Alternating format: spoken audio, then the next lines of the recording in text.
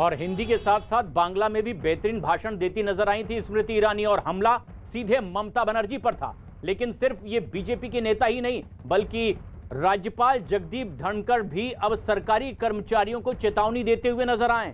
राजनीतिक दलों के लिए काम ना करें, ये सलाह राज्यपाल ने दी है।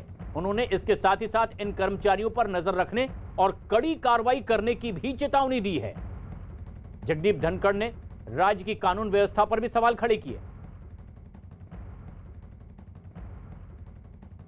जो अधिकारी सरकारी कर्मचारी रहते हुए राजनीतिक कार्य में लिप्त है, राजनीतिक दल की मदद करता है, सरकारी वाहन, सरकारी धन, सरकारी पद का उपयोग राजनीति के लिए करता है, वो अपने पद के साथ बहुत बड़ा दुराचरण करता है। He commits a great major misconduct, और ये एक तरीके से अपराध भी है।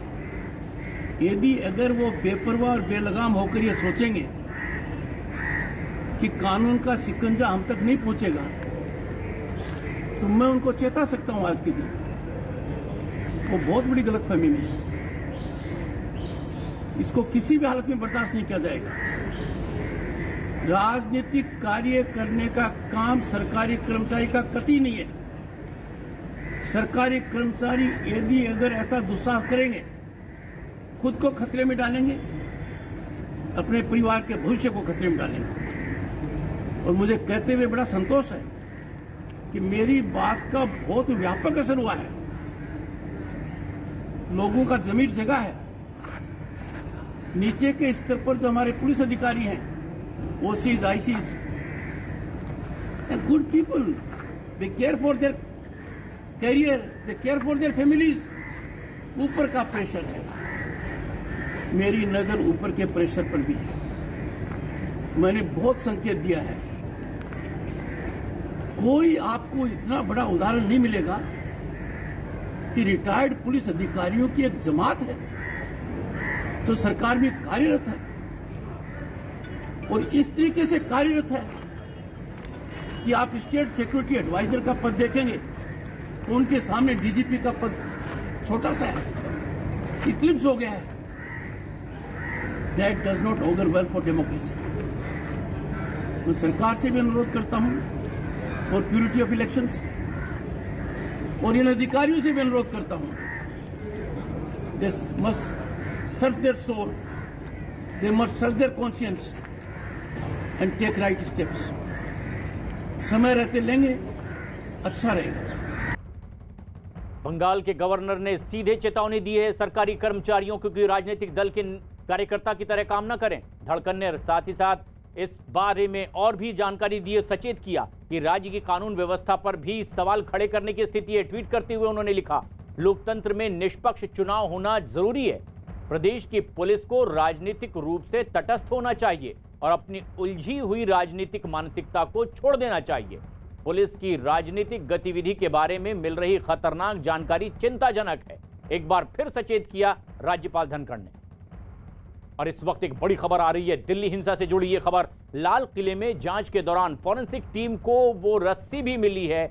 आनंद तिवारी की खबर यह है कि इसी रस्सी लाल किले के अंदर से बरामद की गई, और ऐसी रस्सी का इस्तेमाल कमांडो ट्रेनिंग के दौरान किया जाता है। क्राइम ब्रांच को शक है कि इस रस्सी को ट्रेंड लोगों ने तैयार किया है, या फिर लोगों ने ही इसकी चोरी की और इस रस्सी का इस्तेमाल लाल किले पर चढ़ने के लिए किया गया। आनंद तिवारी हमारे सहयोगी इस वक्त हमसे सीधे जुड़ रहे हैं। आनंद, ये बेहद अहम और बड़ी खबर है, किस तरह की आशंका इस तरह की रस्सी के मिलने के बाद? जी देखिए प्रशांत, लाल किले पर फॉरेंसिक टीम क्राइम सीन को देखने गई थी, वहां से तमाम सबूत इकट्ठा करे, और उनके साथ क्राइम ब्रांच की टीम भी मौजूद थी। क्राइम ब्रांच के मुताबिक वहां से लिए है जिस रस्सी के सहारे जो प्रदर्शनकारी थे वो लाल किले के प्राचीर के उस जगह तक पहुंचे थे जहां पर उन्होंने झंडा लगाया था। क्राइम ब्रांच के अधिकारी को कहना है कि जो रस्सी मिली है वो रस्सी कमांडो ट्रेनिंग में इस्तेमाल होती है। तस्वीरों में आप देख सकते हैं उसमें किस तरह की गांठें लगी हैं। इस तरह की गांठें सिक्योरिटी फोर्सेस के जो लोग होते हैं वो ट्रेनिंग में उन्हें इस तरह की रस्सी से ट्रेनिंग दिलवाई जाती है, या जो वर्जिश है वो करवाई जाती है कमांडोज को ट्रेन करने के लिए। अब इसीलिए क्राइम ब्रांच को शक है कि या तो इन रस्सियों को चुराया गया है या इन्हें किसी खास ट्रेन लोगों के जरिए बनवाया गया था, और उसके बाद इसको लेके वहां पर प्रदर्शनकारी पहुंचे थे। यही वजह है कि क्राइम ब्रांच की टीमें पंजाब में लगातार न केवल दीप सिद्धू, इसके अलावा 2 और लोगों के लिए तलाश में लगातार रेड कर रही हैं। शुक्रिया आनंद। तो बेहद अहम सुराग भी और इस दिशा में भी ये तफ्तीश लगातार आगे बढ़ रही है। वो रस्सी बरामद की गई है जो खासतौर पर कमांडो ट्रेनिंग के वक्त इस्तेमाल की जाती है और इसीलिए अब शक जाहिर किया जा रहा है कि लाल किले पर चढ़ने के लिए जो रस्सी इस्तेमाल की गई है, क्या वो कमांडो ट्रेनिंग सेंटर से चुराई गई है या फिर ऐसे लोग इसमें शामिल थे जो इस तरह की ट्रेनिंग से वाबस्ता थे, जुड़े हुए थे, समझते थे। और ऐसे में अब तफ्तीश उस दिशा में भी बढ़ रही है, लगातार छापेमारी हो रही है ऐसे लोगों के ऊपर जो संदिग्ध हैं इस मामले में, उनकी तलाश की जा रही है। कोरोना महामारी ने आपसी सहयोग की भावना को भी एक